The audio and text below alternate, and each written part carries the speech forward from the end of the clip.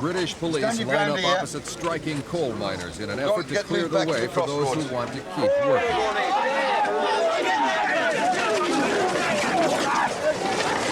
Clashes have continued almost daily at mines throughout Britain since the strike started in March. The majority of miners are still on strike, but enough are bussed across picket lines to ensure that some coal is being produced. It's a strike that's also opening huge rifts in Britain's mining communities.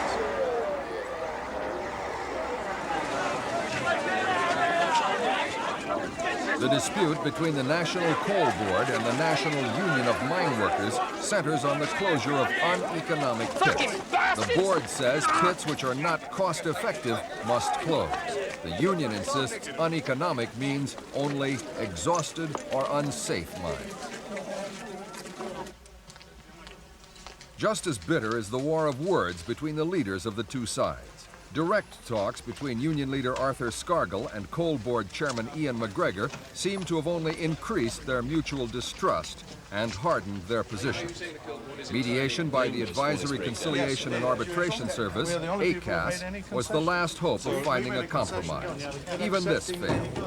Pat Lowry, ACAS Chairman, took the unusual step of breaking off the talks himself. Essentially, it requires a change of attitude on the part of one or other of the parties, and until that is apparent, then there's not much value. But if that were to happen, we'd be very happy to try again. With yet another deadlock reached, miners' leaders began looking to other unions for support. Within hours, the Union of Coal Pit Supervisors, known as NACAS, called a national strike.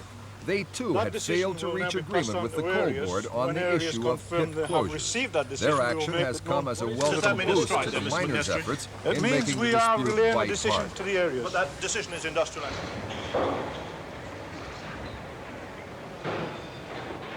Pit supervisors are crucial to the running of mines.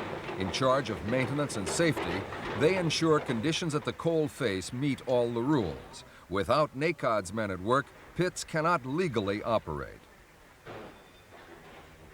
If the NACAD's rank and file heed the strike call, it could mean a total shutdown of Britain's mines.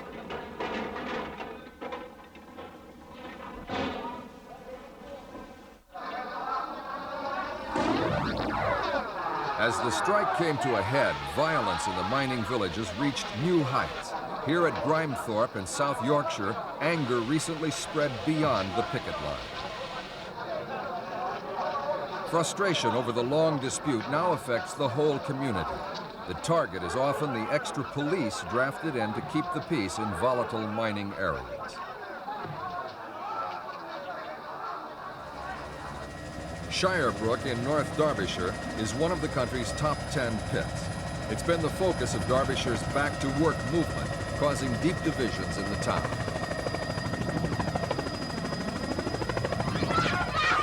Open hostility between families who support the strike and those who want to work spills over daily onto the streets. And it's not just the miners who are affected.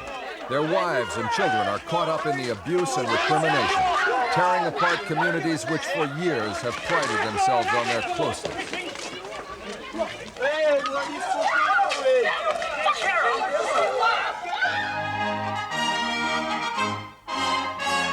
For almost a century, coal has been the lifeblood of Shirebrook.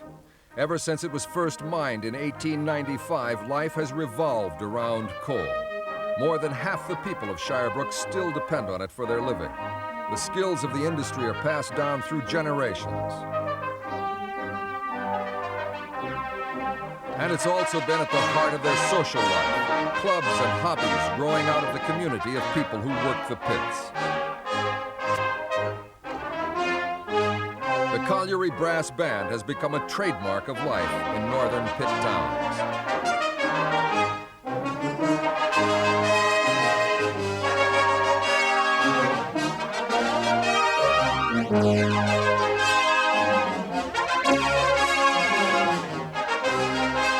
Pit owners once built model villages to house their workers. Many miners still live on this estate outside the pit gates. The dispute has broken the harmony of places like Shirebrook. Peter Barton is one of a small number of miners working. He has to be escorted everywhere, suffering the taunts of people he once counted as his friends.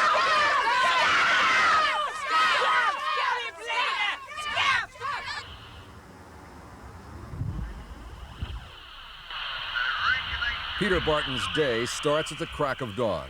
Before leaving home, he checks with police that the special bus and escort is ready nearby to take him to the college. Determination such as his to cross the picket lines is the one thing the coal board hopes will break the strike. The board believes that a stalemate in the talks and the example of men like Peter Barton will eventually persuade the rest to return.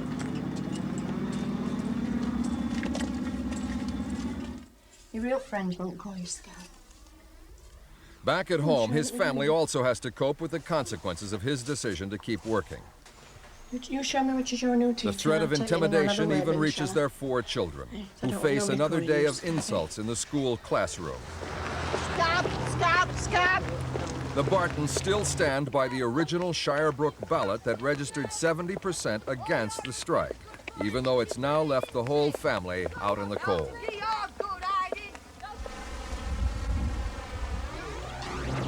For the striking miners, there is at least still companionship. The majority of Shirebrook's 2,000 mine workers have stuck together in what they see as a fight to save their livelihood.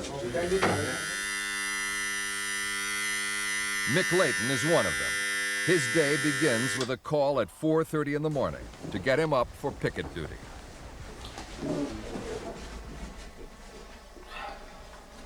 He believes all the cards are stacked against the striking miners, although his resolve to continue to the bitter end is rarely shaken.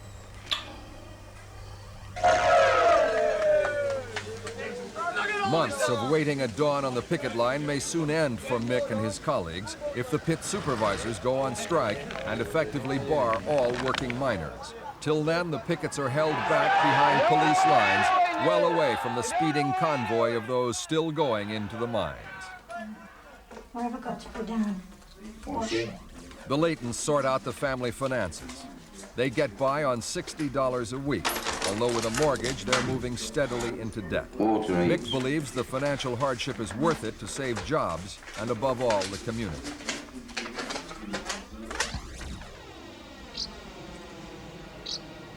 Since the strike began, the Laytons and other striking families have clubbed together to make sure they have all they need. They devise ways to raise funds and organize food parcels and other supplies for Shirebrook families. There is no time or sympathy for the wives of working miners. The strikers say they have alienated themselves for good.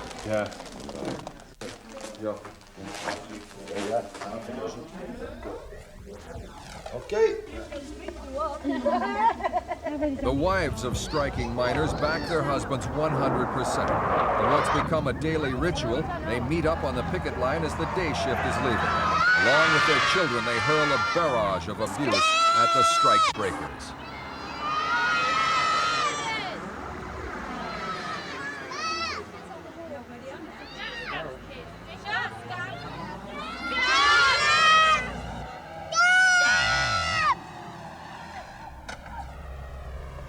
The mining dispute has reached a crunch point. Community relations are so bad at Shirebrook and other pits that it may take years for them to heal. Many say police action against pickets means they can never feel the same towards the local police again.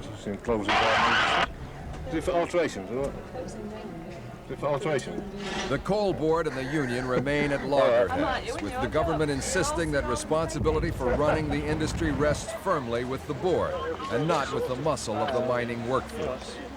In the event of a complete shutdown of the industry, the government believes it has enough coal stocks to take it through the winter. Only the working miners would feel let down, having rallied against all odds to keep going. The dispute may drag on indefinitely, damaging the mines and incurring further huge financial and social costs. The immediate legacy is clear. Relations between police and public have been severely strained, and there's a lingering bitterness among communities that were once proudly united.